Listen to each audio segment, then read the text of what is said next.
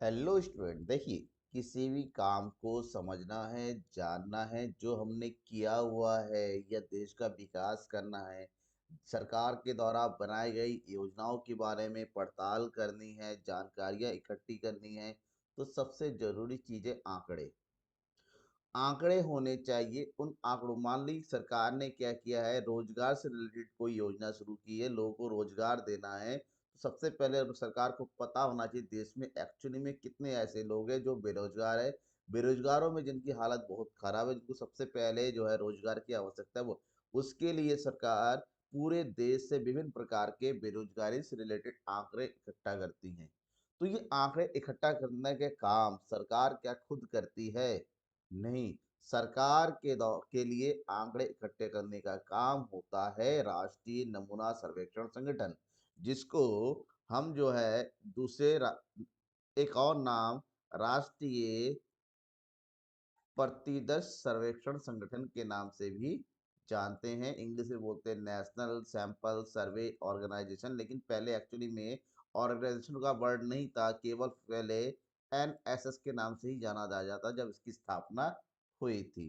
क्या है ये संस्थान, इसके काम क्या है, इस संगठन का स्ट्रक्चर कैसा है, इन सब के बारे में आज मैं आपको बताऊंगा डिटेल से। ठीक है, बने रहना है। तो सबसे पहले तो ये समझ लिए कि राष्ट्रीय नमूना सर्वेक्षण संगठन क्या है। ठीक है ना। ये एक ऐसी संस्थान है जिसका काम क्या होता है, देश से प्रतिदर्श सैंपल या नमूना इकट्ठा करके उसका अध्ययन करना। ठीक है।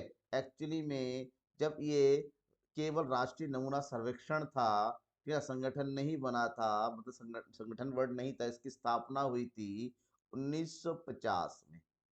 ठीक है। जो राष्ट्रीय स्तर पर बड़े बड़े आकार के लगातार दौरों में सर्वेक्षण करता था। क्लियर। इसकी स्थापना प्रोफेसर पी महालनोबिस के प्रस्ताव पर सामाजिक आर्थिक योजना और नीति निर्धारण में आवश्यक आंकड़ों की कमी को प्रतिदर्श सर्वेक्षण द्वारा पूरा करने के लिए की गई थी।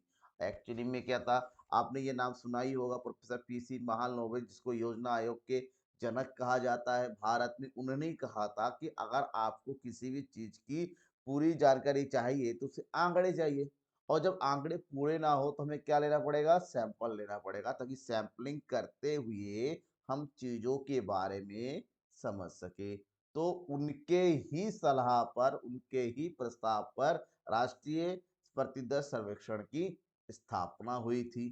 ठीक है ना। क्योंकि हम हर एक चीज के बारे में 100% आंकड़े को इकट्ठा नहीं कर सकते, 100% आंकड़ों को जो है स्टडी नहीं कर सकते, तो जरूरत होती है कि जब हमें रिजल्ट चाहिए तो सैंपल ले। जैसे मैंने बताया था सैंपल क्या होता है, जैसे आपके पास आपको चावल खरीदना है, ये आपके पास कट्टे में चावल भरा पड़ा है यहाँ पर। अब चावल अगर खरीदना, आप कहते हैं दुकान में, जैसे कट्टा पूरा खोल के देखेंगे नहीं, आपने इस एक कट्टे में से एक मुट्ठी चावल इसमें से निकाल लिया और निकाल के बता रहे चावल कैसा है, तो ये एक मुट्ठी चावल जो आपका क्या हो जाएगा, ये सैंपल है। अभी कहेंगे कि हाँ नहीं, पूरे कट्टे का चावल से, तो ये होता है सैंपल। ठीक है। और यही काम होता है राष्ट्रीय नमूना संग्रह, कि देश से रिलेटेड विभिन्न योजनाओं, विभिन्न प्रकार की विभिन्न गतिविधि से रिलेटेड आंकड़े इकट्ठा करना। अब क्या हुआ बाद में, 1970 में, मार्च 1970 में राष्ट्रीय प्रतिशत सर्वेक्षण एनएसएस का पुनर्गठन किया गया और इसके कार्य को एक सरकारी संगठन के अंतर्गत लाया गया, जिसे राष्ट्रीय प्रतिदर्श सर्वेक्षण संगठन का नाम दिया गया। ये जो सर्वेक्षण है एनएसएस, ठीक है ना, नेशनल सैंपल सर्वे, उसको जो है एक गवर्नमेंट ऑर्गेनाइजेशन के अंडर में लेके आया। क्यों? क्योंकि पहले ये था प्राइवेट, प्राइवेट तो नहीं था, ऐसे ओपन इंस्टीट्यूट के नाम से एक तरह से, लेकिन अब ये सरकार के अंडर में काम कर, लेकिन इसकी भी खासियत है कि सरकार काम कराती है, फिर नहीं, इसको स्वतंत्र रूप से रखा गया कि ये स्वतंत्र रूप से सरकारी एजेंसी की तरह काम करेगी। इस नए संगठन को एक संचालन समिति के निर्देशन में आंकड़ों का संकलन, संसाधन एवं प्रकाशन का कार्य स्वतंत्र रूप से, देखिए, स्वतंत्र रूप से करने का दायित्व सौंपा गया, कि जो भी काम होगा ये स्वतंत्र रूप से ही करेंगे। इसमें किसी प्रकार का सरकार का या सरकार के दूसरे किसी विभाग का या किसी अधिकारी का इसमें क्या नहीं होगा, हस्तक्षेप नहीं होगा। जो भी करना है इसको स्वतंत्र रूप से, जिस तरह से आरबीआई को बनाया गया था। आरबीआई जो भी काम करती है अपने हिसाब से करती है, उसमें सरकार का कोई जो है रोल नहीं होता, लेकिन है सरकारी संगठन, ठीक है ना, सेम ऐसा ही। तो उसके बारे में थोड़ा सा और समझ लेते हैं। एनएसएसओ साक्षरता, शैक्षणिक सेवाओं के उपयोग, बेरोजगारी, स्कूल नामांकन, रोजगार, विनिर्माण और सेवा क्षेत्र के उद्यमों, बाल देखभाल, मातृत्व आदि के आवधिक अनुमान भी प्रदान करता है। मतलब केवल और केवल ये नहीं आर्थिक आंकड़े, इसके अलावा सामाजिक आंकड़े भी प्रदान करती है। स्कूलों में बच्चों की एडमिशन का नंबर कितना है, साक्षरता दर कितनी है, हमारे शैक्षणिक योजनाओं का स्तर कैसा है, बेरोजगारी क्या है, इन सब चीजों से रिलेटेड आंकड़े उपलब्ध कराने का काम भी इसी संगठन का है, ठीक है। एनएसएसओ अन्य कार्यों में क्षेत्रीय कार्य करना भी शामिल होता है। इसमें उद्योगों का वार्षिक सर्वेक्षण करना, फसल अनुमान सर्वेक्षण आयोजित करना, उपभोक्ता मूल्य सूचकांक संख्याओं को संकलित करने के लिए ग्रामीण एवं शहरी खुदरा कीमतों को एकत्रित करना, शहरी एरिया में ग्रामीण एरिया में दोनों जगह, ये सब इस संगठन का कार्य है। अगर इसके प्रमुख सर्वेक्षण को देखा जाए तो इसको 3 सर्वेक्षण में बांटा जाता है। नंबर 1 सामाजिक आर्थिक सर्वेक्षण, नंबर 2 उद्योगों का वार्षिक सर्वेक्षण, नंबर 3 कृषि सर्वेक्षण, ठीक है। मतलब सामाजिक आर्थिक सर्वेक्षण जो समाज और आर्थिक दोनों का सर्वेक्षण करती है, दूसरा जो केवल उद्योगों का सर्वेक्षण करती है और तीसरा कृषि का, ठीक है। एनएसएसओ सामाजिक आर्थिक सर्वेक्षण के डिजाइन से लेकर सर्वेक्षण रिपोर्ट जारी करने तक की जिम्मेदारी लेती है, ठीक है ना, जो इन दोनों से, लेकिन लेकिन ये केवल 2 सर्वेक्षणों के मामले में केवल डेटा एकत्र करता है, लेकिन केवल उद्योगों के बारे में और कृषि के बारे में केवल डाटा का कलेक्शन करने तक का काम करती है। बाकी चीजों का, इसका रिजल्ट बनाना, स्टडी करने का काम किसी और का होता है, इसकी विभिन्न विभागों का होता है। अगर हम इस संगठन के बारे में देखें तो राष्ट्रीय नमूना सर्वेक्षण संगठन के 4 प्रमुख डिवीजन होते हैं, डिवीजन यानी कि प्रभाग होते हैं, ठीक है ना, जिसमें कौन कौन सा है, सर्वेक्षण डिजाइन अनुसंधान प्रभाग, क्षेत्रीय संकार्य प्रभाग, समग्र विधान प्रभाग और समन्वय एवं प्रकाशन विभाग। 4 प्रमुख इसके प्रभाग होते हैं, चारों के बारे में थोड़ा थोड़ा सा पढ़ लेते हैं। तो सबसे पहला प्रभाग कौन सा है, सर्वेक्षण अभिकलन एवं स्तुति, सबसे इंपॉर्टेंट प्रभाग होता है। अब क्यों होता है समझ लीजिए, इंपॉर्टेंस इसके कार्य पढ़ने के बाद समझ में आएगा। इसको इंग्लिश में बोला जाता है सर्वे डिजाइन एंड रिसर्च डिवीजन, जिसको शॉर्टकट में बोलते हैं एसडीआरडी। अब एसडीआरडी का जो मुख्य कार्यालय कहाँ पर है, ये है कोलकाता में, ठीक है। कहाँ पर है ये, कोलकाता में।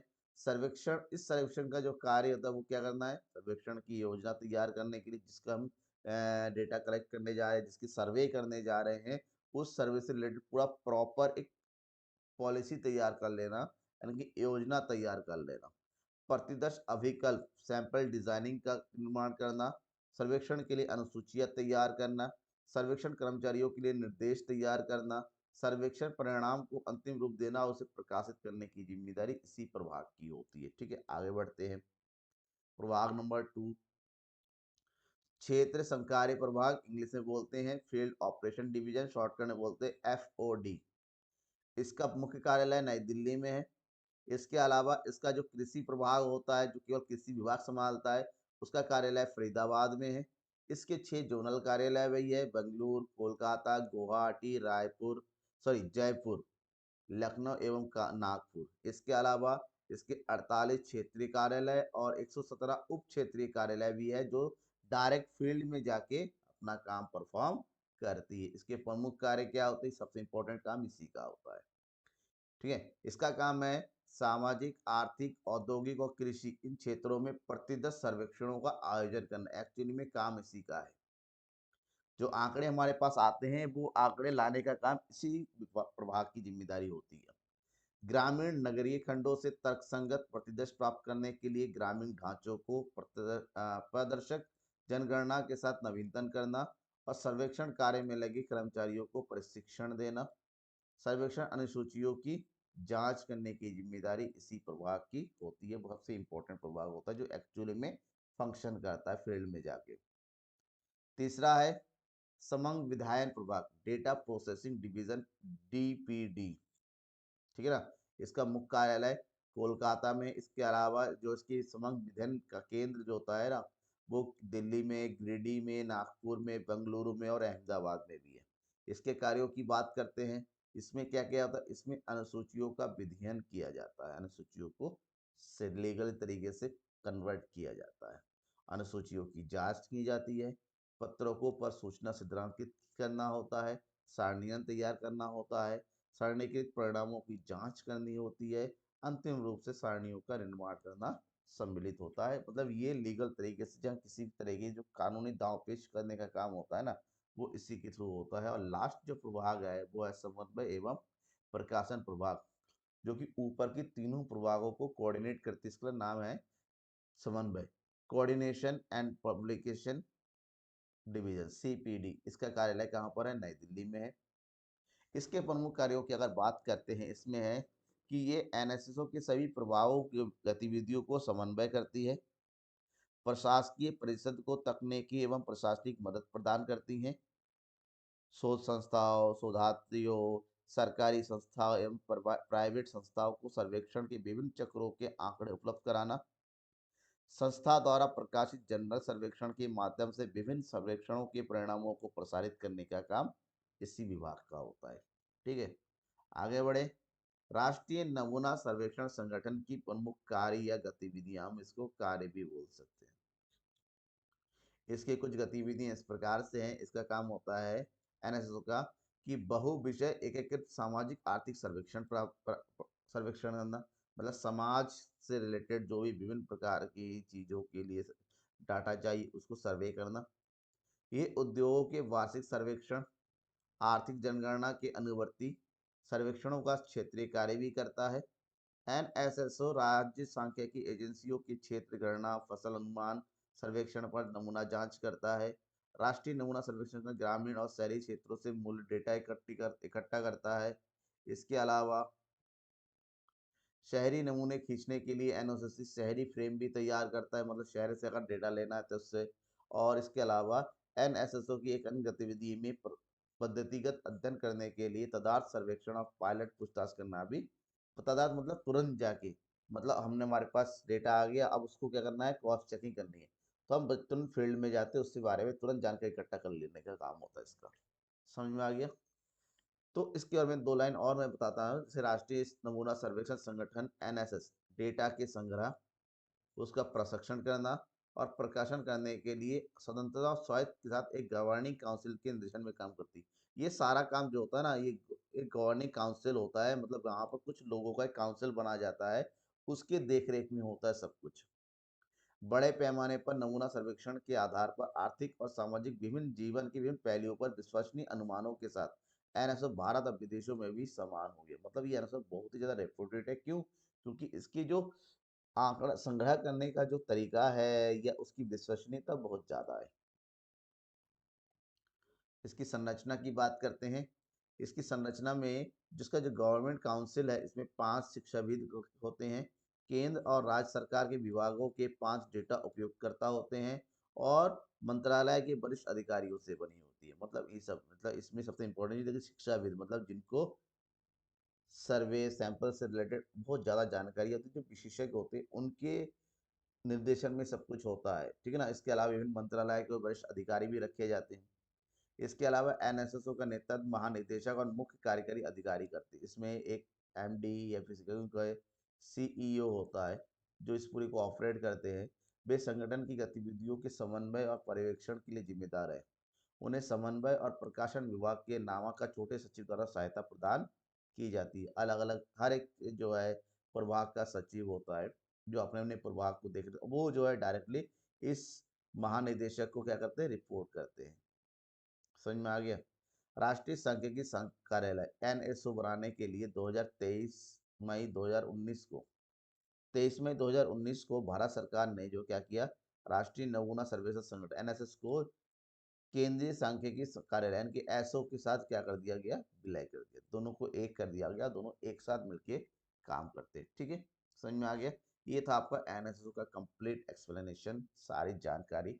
इसके अलावा कोई एक जानकारी मिस हो रही है, आपको लगता है कुछ और समझना है, तो मुझे कमेंट बॉक्स में कमेंट करके जरूर बताएगा, मैं सारी जानकारी आपको उपलब्ध करूँगा। इसके अलावा एक और चीज़, आपको कुछ समझ में नहीं आया है तो कमेंट बॉक्स में कमेंट करके जरूर बताइएगा, सर ये पॉइंट समझ में नहीं है, मैं जरूर एक्सप्लेन करूंगा। शेयर कीजिए अपने दोस्तों के बीच में ज़्यादा से ज़्यादा। Thank you and